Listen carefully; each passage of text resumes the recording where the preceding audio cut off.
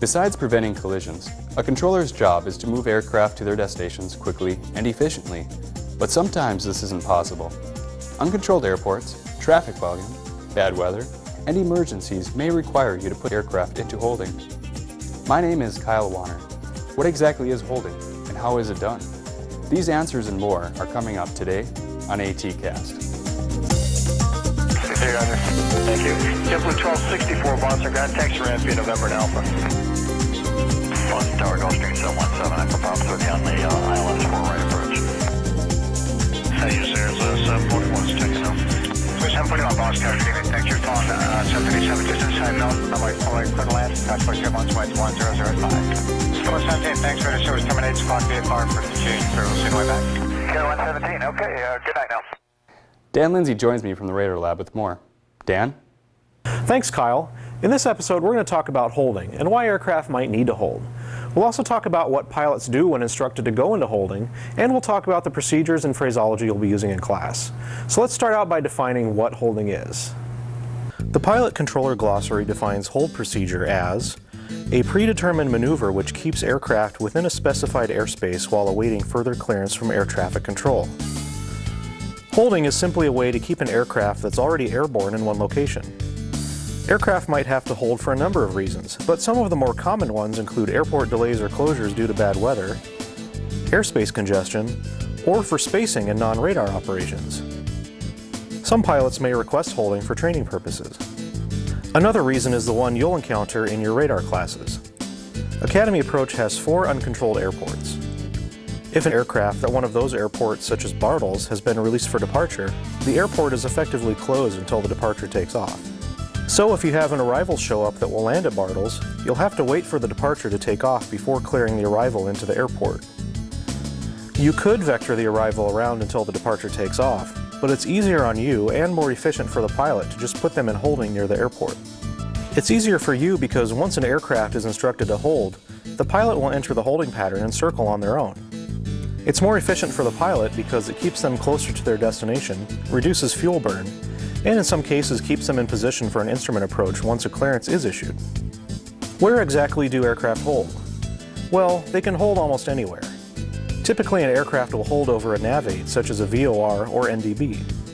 They can also hold over GPS or DME fixes, marker beacons on ILS approaches, or on a radial from a VOR at a specified DME distance.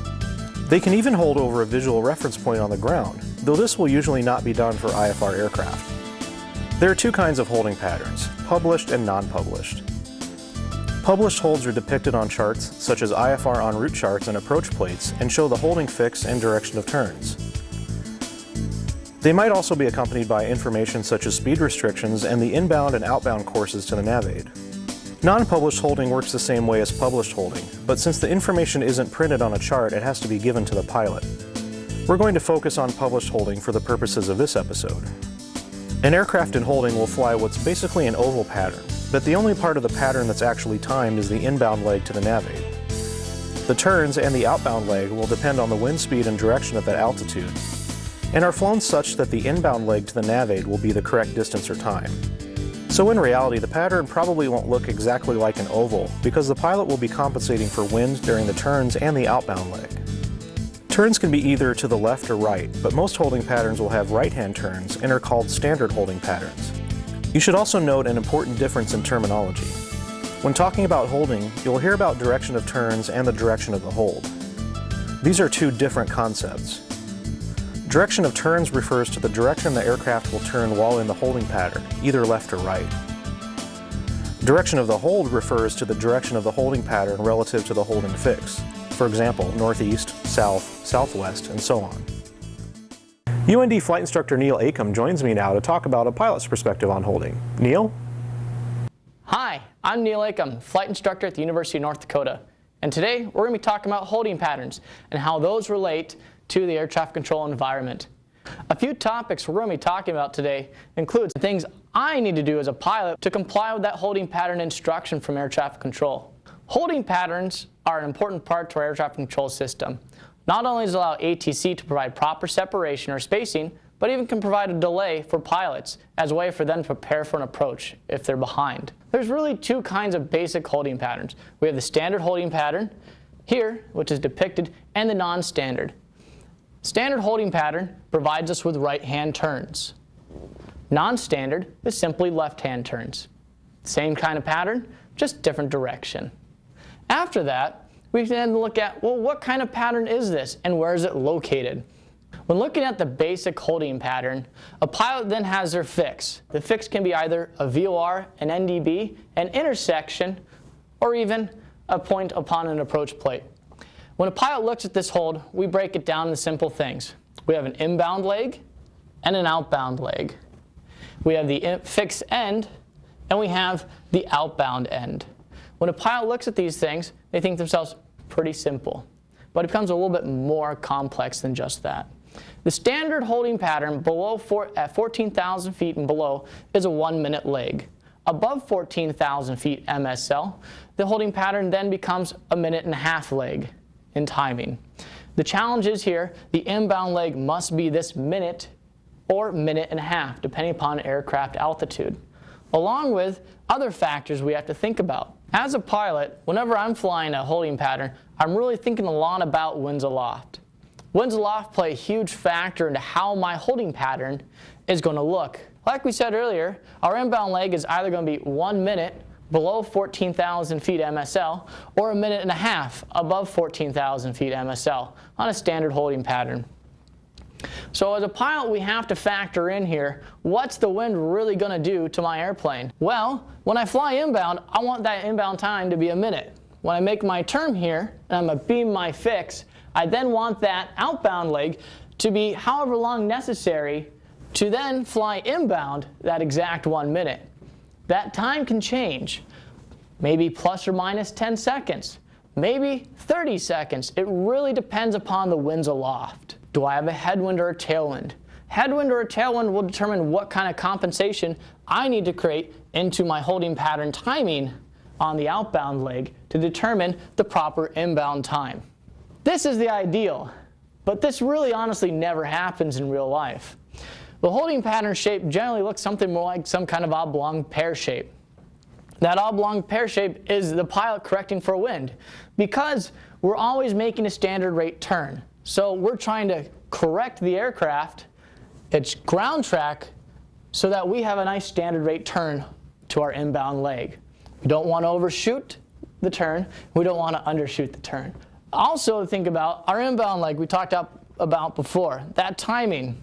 Timing's never perfect the first time. And most pilots kind of think about the first turn in holding as the gimme hold because they're trying to figure out what the wind's really doing to their holding pattern. Is it, making my inbound leg shorter than what I want it to be? Is it making my inbound leg longer than what I want it to be? So usually the first turn in the holding pattern is fairly close, but not always perfect. So we're always trying to perfect that. So generally the second, and hopefully by the third, we have it down pat. Now we're going to look at what the aircraft actually looks like, maybe in a holding pattern with some winds aloft factored in. The winds aloft here, if you look at the diagram, is pushing the aircraft down here towards the southwest as the winds are out of the northwest. If you look at the aircraft's ground track on the inbound leg, the aircraft is crabbing into the wind in an attempt to maintain that ground track and its course to the VOR in this case. The aircraft then executes its standard rate right turn in our normal holding pattern all the way around to the outbound leg where they'll again have to crab into the wind. If you look here, the radius of this turn is different, and that's because the wind aloft is pushing the aircraft away from our fix and our holding pattern. As this aircraft flies, they're going to continue keeping their crab all the way in. And you notice that the radius of this turn here is smaller, and the reason is because the winds aloft again are slowing down our ground speed here, thus making the radius of this turn tighter. As you come back around inbound, the pilot will then have to crab back into the wind again to compensate for the winds aloft. Now we're going to talk about how a pilot enters a holding pattern. There are three basic ways we enter our holding patterns. One is the direct entry, next is the teardrop, then we have the parallel entry. Air traffic control has to understand that a pilot may have to make a turn prior to entering their holding pattern. This will occur on the teardrop or the parallel entry. The pilot will then come around and enter their holding pattern after making this turn. Now we're going to talk about published and non-published holding patterns. If it's a non-published holding pattern, ATC must give me where the hold is, the direction of the hold, the type of holding pattern, and the time. If it's a published holding pattern, I'll simply read off the information from the chart. Now that's a pilot's perspective of a holding pattern. Now back to you, Dan. Coming up next, we'll look at the procedures and phraseology you'll be using in class when holding aircraft. Which of the following would be valid holding points for aircraft in Academy Approaches airspace? A. James NDB, B. Tulsa Vortac, C. Lazy J NDB, or D. All of the above?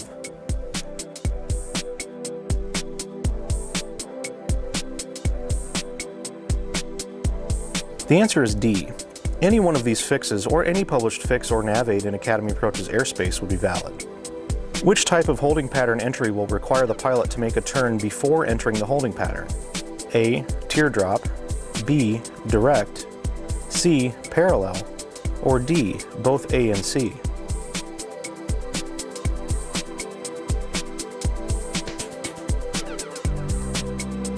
The answer is D. Both the teardrop and parallel entries require the pilot to make a turn before getting established on an inbound course to the holding fix. Now let's go over the procedures and phraseology you'll need to know. We'll set up a scenario similar to what you'll see in class. You've just issued a clearance to November 54314, which will be departing from James Airport here. A few minutes later, November 441 Papa Juliet checks in here and is heading to James. Since you've released November 54314 from James, you'll have to put November 441 Papa Juliet into holding. Where should we hold this aircraft? If you look at page 6-21 of your UND Air Traffic Control Training Guide, you'll see a map showing all the published holding patterns in Academy Approaches airspace. Holding this aircraft over the James NDB here seems like it would be the most efficient, so that's what we'll do. The first question you should ask yourself is, what altitude did I issue to the aircraft that'll be departing from James? Whatever that altitude is, the altitude you issued to November 441 Papa Juliet should be at least 1,000 feet higher so that separation is assured. Let's assume we issued the departing aircraft 3,000, so we'll use 4,000 for the arrival until November 441 Papa Juliet, descend and maintain 4,000. As you can see on the map, the holding pattern is over the James NDB, which is actually not located at the airport itself. It's to the northwest, here. But there's still a pretty good chance that the departing aircraft could conflict with November 441 Papa Juliet, so by establishing altitude separation, we ensure that there won't be a problem. Now, how do we put November 441 Papa Juliet into holding? The 7110.65 tells us in Chapter 4, Section 6, Paragraph 1. It says, consider operational factors such as length of delay, holding airspace limitations, navigational aids, altitude, meteorological conditions when necessary to clear an aircraft to a fix other than its destination airport. What is the length of the delay? This will be from the present time until the clearance void time you issued to November 54314 when it received its IFR clearance, which we'll say was 0820. Note this time because you'll need it in a minute. Holding airspace limitations aren't an issue here. The navigational aid will be the James NDB, and we've already chosen an altitude to avoid traffic conflicts. As for meteorological conditions, these won't be a factor in your classes. Next, we get the information to include in the holding instructions.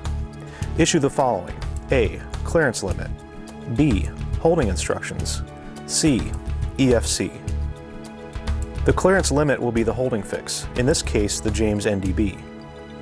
Under holding instructions, the 7110 says the following: when the pattern is charted, you may omit all holding instructions except the charted holding direction and the statement as published. Always issue complete holding instructions when the pilot requests them. This pattern is published, so all you'll have to say is the direction of the hold and as published. The last item, EFC, stands for expect further clearance. This is simply the time when the pilot can expect to be taken out of holding. Remember the clearance void time you issued to November 54314? The EFC time can be either that time or a few minutes after. The time is read as 4 digits, and let's say it will be 0825. Putting the pieces together, we see that the phraseology formula is: Aircraft ID, cleared to the name of the fix, hold, and then the direction of the fix as published. Expect further clearance, and then state the time. Now let's plug in our information. Your instruction to November 441 Papa Juliet would be, November 1 Papa Juliet, cleared to James Radio Beacon, hold northwest as published. Expect further clearance 0825. November 441 Papa Juliet will proceed directly to the James NDB and enter holding, and then await further instructions. Once November 54314 takes off, you can clear November 441 Papa Juliet for its approach. Make sure you know what the aircraft will do once issued the approach clearance so that you don't vector your departure into the arriving aircraft. Approach plates start on page 3-2 of your ATC training guide, so become familiar with them. See episode 6 of ATCast for more on instrument approaches to Academy satellite airports. That's how you'll use holding in class. The process shown in this episode is the same for any of the uncontrolled airports. You'll just plug different airport and fix names into the phraseology. Be sure to check page 6-21 of your air traffic control training guide for a map of the published holding patterns in Academy Approaches airspace. Coming up next, we'll review the key points from this episode. The clearance limit in your holding instructions is A. The holding fix, B. The destination airport, C. The final approach fix, D. The nearest fix.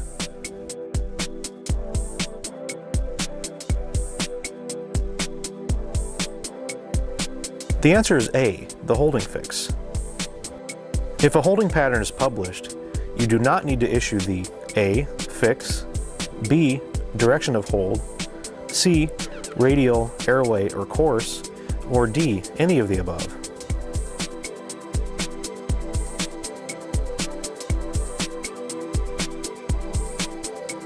The answer is C. The only things you have to issue for a published hold are the name of the fix and the direction of the hold.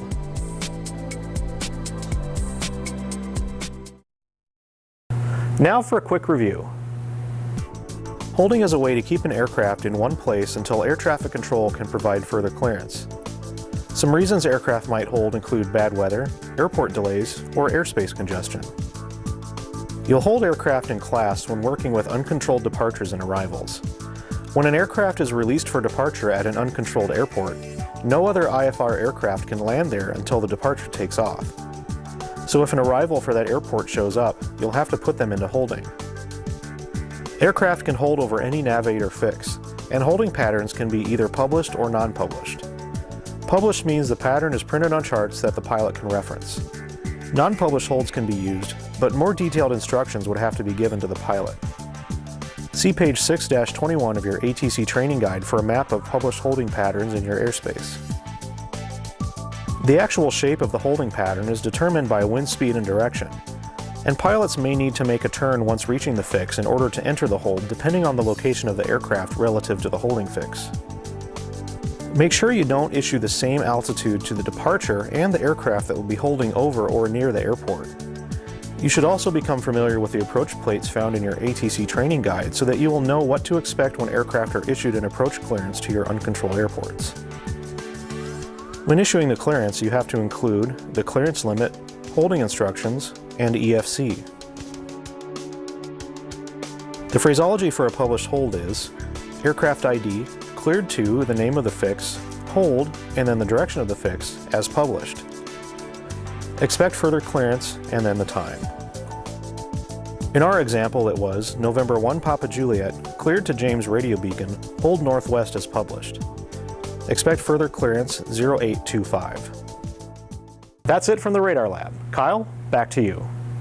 Thanks, Dan.